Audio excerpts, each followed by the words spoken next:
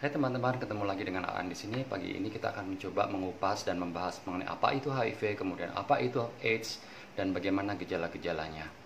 HIV adalah virus yang menyerang kekebalan tubuh, sementara AIDS itu sendiri adalah suatu kondisi di mana kekebalan tubuh sudah sedemikian dirusak oleh si virus HIV itu tadi. Kemudian pada saat kekebalan tubuh sudah sedemikian rusak, kemudian ada infeksi yang masuk, tubuh tidak akan mampu menahan atau melawan infeksi tersebut sehingga menimbulkan sakit. Yang pada orang dalam kondisi imunitas stabil atau kondisi imunitas bagus, hal ini tidak menyebabkan sakit. Tapi pada orang-orang dengan HIV, terutama dengan orang-orang dengan CD4-nya atau kekebalan tubuhnya sudah rendah di bawah 200, hal ini bisa menimbulkan suatu penyakit yang serius atau bahkan dalam beberapa kasus menimbulkan kematian. Jadi sudah jelas di sini bahwa HIV bukanlah penyakit, demikian juga AIDS. Lalu yang bisa disembuhkan yang mana? AIDS adalah suatu kondisi di mana, kita jelaskan ulang ya, AIDS adalah suatu kondisi di mana kekebalan tubuh sudah tidak mampu melawan infeksi yang masuk. Jadi apapun yang masuk infeksinya saat itu, itulah yang harus disembuhkan. Dan pada sebagian besar kasus, infeksi-infeksi penyebab AIDS ini bisa disembuhkan. Caranya bagaimana? Ya menjalani pengobatan. Kemudian kalau belum masuk AIDS gimana? Ya minum ARV agar tidak sakit. Nah, ini di sini kita bisa menjelaskan apa bedanya orang dengan HIV dan orang tanpa HIV pada saat mereka minum obat. Orang dengan HIV minum obat agar mereka tetap sehat, sementara orang tanpa HIV mereka minum obat agar mereka sembuh. Jadi balik lagi, kalau nggak sakit apapun, agar mereka tetap sehat, yang mau disembuhkan apanya? Karena pada kebanyakan kasus orang dengan HIV itu bukan orang yang sakit, kecuali kalau mereka masih dalam status atau dalam kondisi AIDS. Ya, akan banyak IO atau infeksi oportunistik atau penyakit yang memang harus disembuhkan. Tapi pada saat kekebalan tubuh orang dengan HIV itu sudah dipulihkan, sudah di atas 500 atau di atas 600, maka yang mau disembuhkan lagi apanya? Kan sudah nggak ada. Mereka hanya harus minum ARV setiap hari agar tidak sakit. Gitu. Jadi itu bedanya. Nah, kemudian apa sih gejala-gejala HIV itu sendiri? Apa gejala-gejala AIDS? Kok katanya kalau misalkan di internet itu gejala HIV itu begini, gejala AIDS begini. Saya jadi parno. Apalagi kemudian banyak yang selalu mengatakan HIV nggak ada gejalanya, infeksi awal HIV nggak ada gejalanya. Loh, lalu gimana saya tahu saya terinfeksi HIV atau enggak? Saya kan jadi parno nggak karuan, Kak. Oke. Semua tubuh memiliki cara tersendiri untuk melakukan perlawanan pada saat adanya benda asing atau infektan masuk ke tubuh. Contoh sederhana adalah pada saat kita digigit nyamuk atau digigit semut. Yang paling sederhana bagi sebagian besar orang adalah muncul bintik kemerahan atau gatal. Itu adalah menandakan bahwa tubuh melakukan perlawanan. Ada benda asing yang berusaha masuk ke dalam sistem. Demikian juga pada saat kita batuk. Pada saat kita kemasukan debu, kita otomatis batuk. Bukan batuk yang disengaja, tapi karena memang tubuh harus mengeluarkan debu kecil yang sangat kecil tersebut dari saluran pernafasan kita. Dan itu memang harus dikeluarkan dengan cara salah satunya dengan batuk tadi. Lalu bagaimana dengan HIV itu sendiri yang sebuah virus kemudian menginfeksi dalam aliran darah? Kok katanya nggak ada gejalanya sama sekali? Gimana bisa? Begini teman-teman, sebenarnya kalau misalkan kita membaca referensi, apapun itu sumber referensinya, kalau misalkan dalam bahasa Indonesia, biasanya kalau misalkan kita mau membaca secara utuh, secara komplit, dari kata per kata tanpa dipotong apapun juga, tanpa melakukan ada pemotongan, kita akan bisa membaca informasi di situ bahwa infeksi awal HIV tidak memiliki gejala khusus. Tidak memiliki gejala khusus bukan berarti tanpa gejala sama sekali. Saya nggak tahu gimana ceritanya, kenapa informasi-informasi seperti ini selalu diputus. Sehingga yang muncul hanyalah infeksi awal HIV tidak memiliki gejala. Gejala khususnya, kata khususnya tadi hilang. Demikian juga kalau misalkan referensi bahasa Inggris. Infeksi awal HIV tidak memiliki spesifik symptom. Tidak memiliki spesifik symptom bukan berarti no symptom at all kan? Di infeksi awal HIV, there is no specific symptom. No specific symptom bukan berarti there is no symptom at all. Tapi karena memang tidak spesifik, tidak khusus, jadi gejala-gejala ini dianggap sebagai gejala-gejala yang umum. Pada umumnya tubuh itu mengeluarkan gejala kalau misalkan kemasukan virus ya, atau bakteri atau apapun itu, kalau misalkan masuk ke dalam metabolisme atau sistem peredaran darahnya, biasanya yang paling mudah dan paling sering itu selalu memunculkan reaksi demam.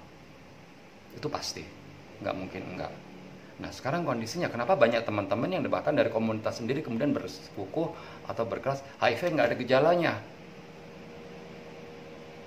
Oke, di awal-awal infeksi, HIV akan memunculkan gejala karena tubuh pasti akan mencoba membentuk antibodi, mencoba untuk melawan apapun itu yang masuk ke dalam sistem peredaran darahnya. Dan ini akan kemudian tanpa disadari sembuh sendiri, sehingga pada akhirnya banyak yang menganggap ini sebagai suatu gejala masuk angin, gejala flu, karena tanpa diobatin pun sembuh. Nah, pada saat teman-teman masih mengalami gejala ini setelah melakukan perilaku berisiko beberapa minggu, pada saat teman-teman melakukan VCT, hasilnya kemungkinan besar pasti masih akan negatif.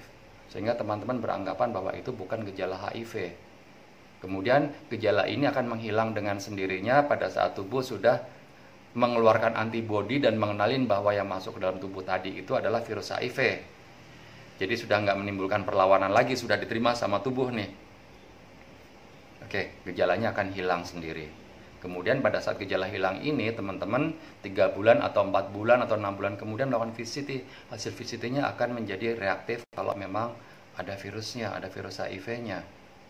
Lalu kalau misalkan pertanyaan berikutnya, apakah teman-teman masih ingat pernah nggak 3 atau 6 bulan lalu mengalami gejala seperti masuk angin atau flu? Buat kita masuk angin adalah hal yang sepele, termasuk juga gejala flu kalau kemudian sembuh sendiri. Dan biasanya kita sudah nggak ingat. Dan sebagian besar teman-teman yang positif HIV itu ketahuannya setelah kondisinya drop di stadium 3 atau CD4-nya sudah turun di bawah 200, yaitu kekebalan tubuhnya sudah sedemikian rusak. Jadi proses dari saat pertama kali terinfeksi HIV sampai kemudian CD4-nya itu turun sampai di bawah 200, itu bisa berjalan beberapa tahun, bahkan 5-8 tahun. Nah kemudian pada saat teman-teman ini drop dan kemudian diagnosa akhirnya dari labnya diketahui bahwa dia positif HIV, kemudian kita tanya 5-6 tahun lalu masih ingat nggak pernah mengalami gejala-gejala seperti flu atau masuk angin? Semua orang mengalami hal yang sama, tapi seringkali karena kita pada saat itu nggak pernah VCT secara rutin, jadi pada saat kita sudah drop kemudian terinfeksi, kemudian diagnosanya positif HIV, kita akan dengan gampangnya ngomong HIV nggak ada gejala sama sekali.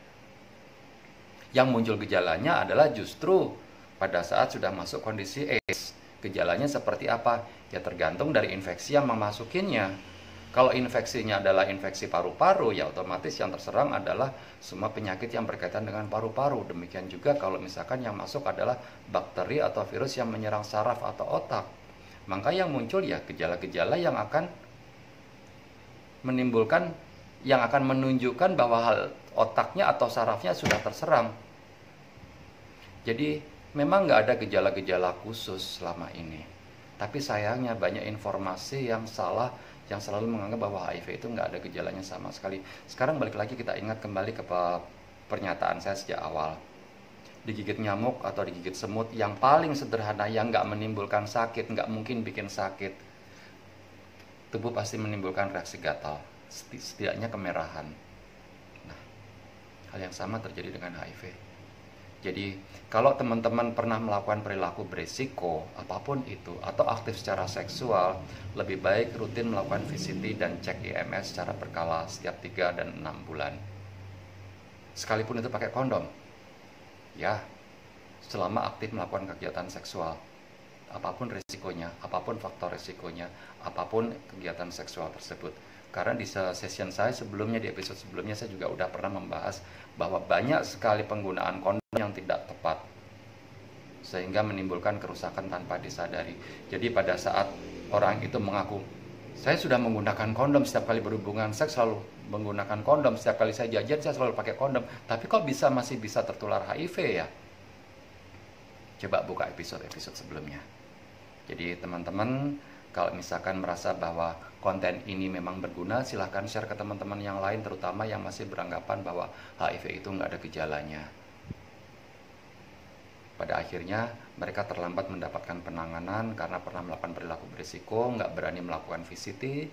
Pada akhirnya sudah keburu drop, baru ketahuan positif HIV. Padahal kalau misalkan rutin VCT sejak awal 3-6 bulan, mungkin tidak harus menunggu drop. Mungkin kekebalan tubuhnya masih bagus, jadi nggak harus sakit. Dan kekebalan tubuh ini sangat-sangat bisa untuk ditingkatkan kembali atau dipulihkan sama seperti sebelumnya, atau sama seperti orang tanpa HIV. Bisa dengan ARV, nggak ada cara lain. Jadi teman-teman silahkan share konten video ini, silahkan like dan subscribe agar dapat menerima informasi-informasi lebih lanjut. Bye.